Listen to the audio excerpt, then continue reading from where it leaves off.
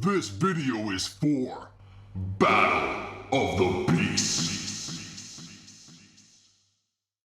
What's up, people? I got a video for you today that's pretty much a common topic after E3 every single year, and this is who won E3, Microsoft or Sony.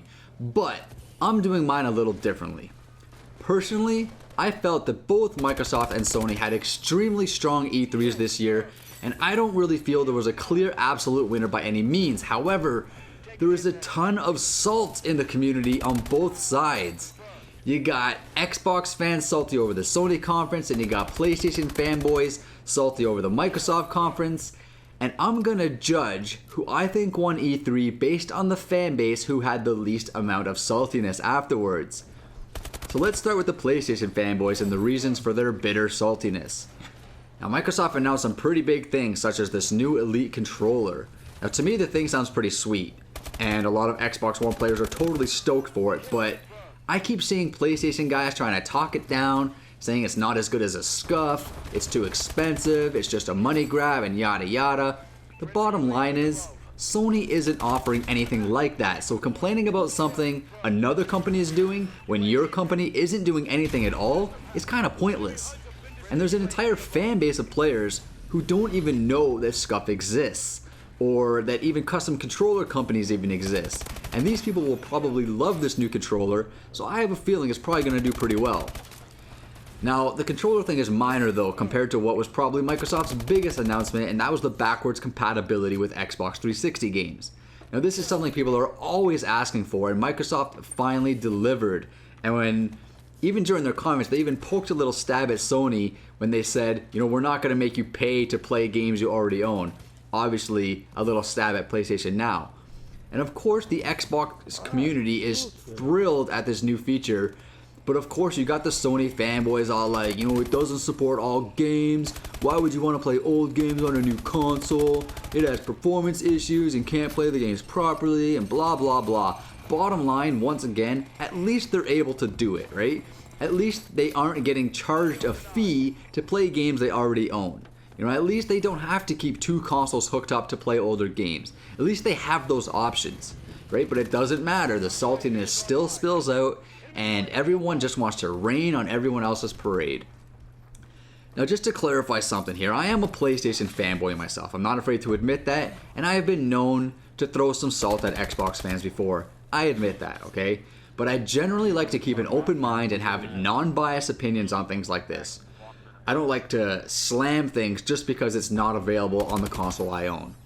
I personally think the backwards compatibility thing is dumb, but I also think PlayStation Now is dumb. So you see how I'm not just playing favorites, pretty straightforward, pretty non-biased.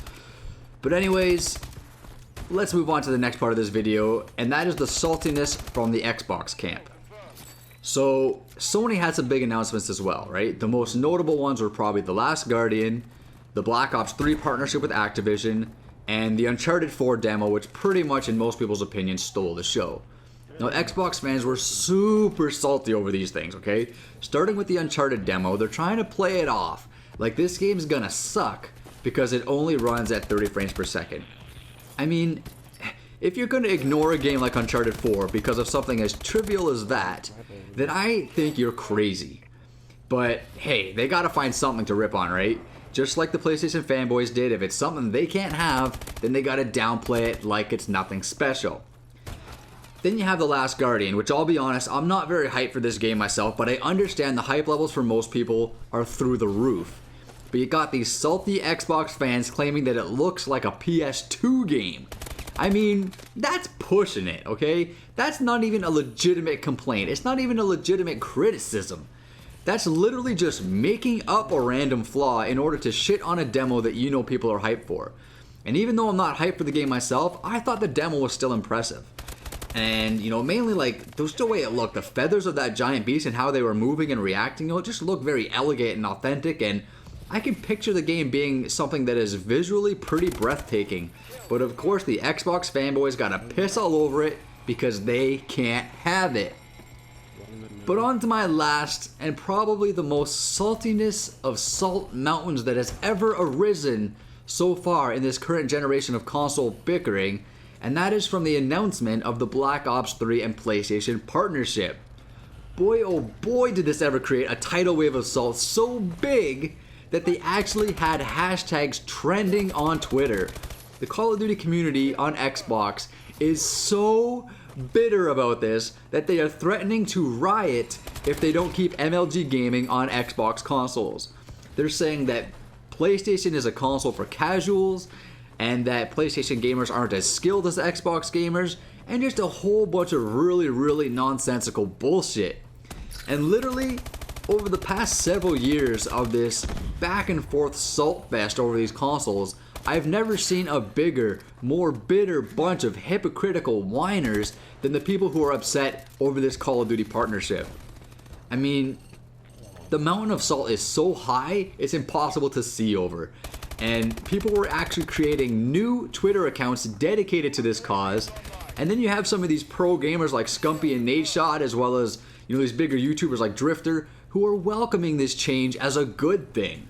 And all of these pro gamer wannabes all just had their hopes and dreams crushed because of this partnership, and instead of just dealing with it like the PlayStation fans have been for the past 5 or so years, they're just pouring salt all over the internet, and I find it quite hilarious, to be honest. But anyways, I think based on the fact that Xbox fans came out of E3 as the most upset and disappointed gamers, that PlayStation Nation is indeed the true winners of E3. We don't get fancy new controllers, we can't play our PS3 discs on our PS4s, but hey, we got Call of Duty, baby. And for any of you who don't think that's a big deal, go tell that to all the kids crying about it on Twitter. So that's gonna be it for this video. I hope you enjoyed it enough to smash that like button. I'm Vile Self, and I'm super close to 3,000 subs, and I can't thank you guys enough for all the support. You guys are amazing. That's it for now, though. Until next time, villains. Later.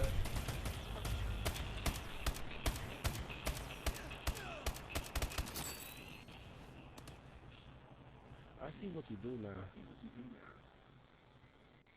See how when you aim,